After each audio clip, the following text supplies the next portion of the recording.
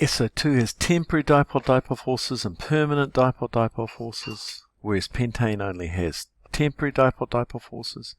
However, pentane's temporary dipole-dipole forces are stronger, as pentane has more electrons.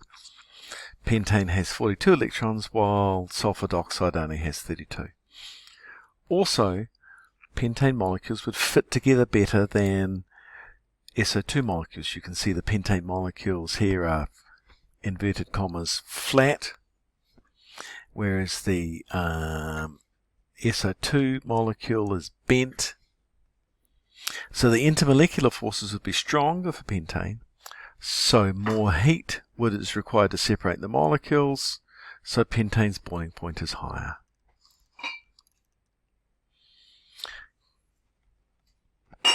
So we're going to have to do some calorimetry calculations.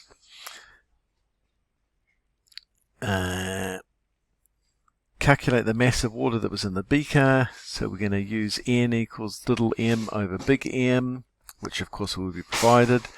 How much ethanol was burnt? 59.2 minus 58.7.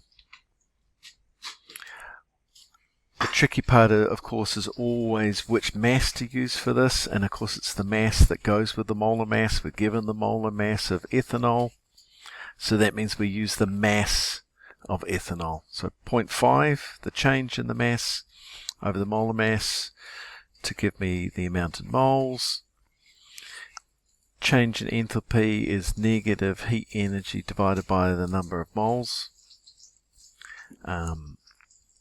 And I rearrange that to get the heat energy.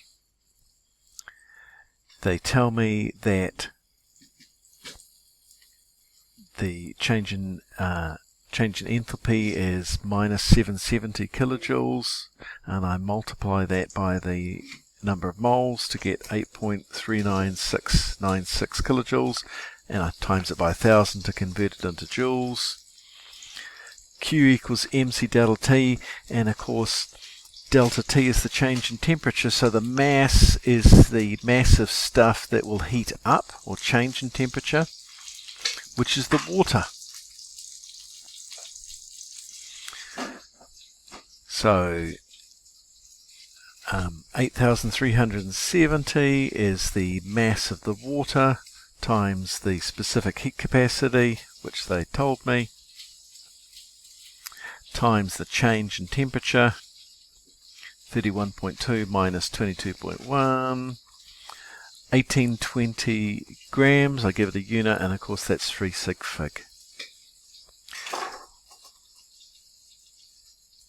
Which of these quantities could have been a source of error? The temperature change would have been higher, except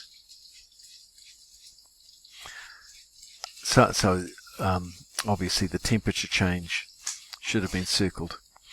The temperature change would have been higher, except some of the heat energy was lost in heating up the gauze, the tripod, the glass beaker, and the air surrounding the equipment instead of the water.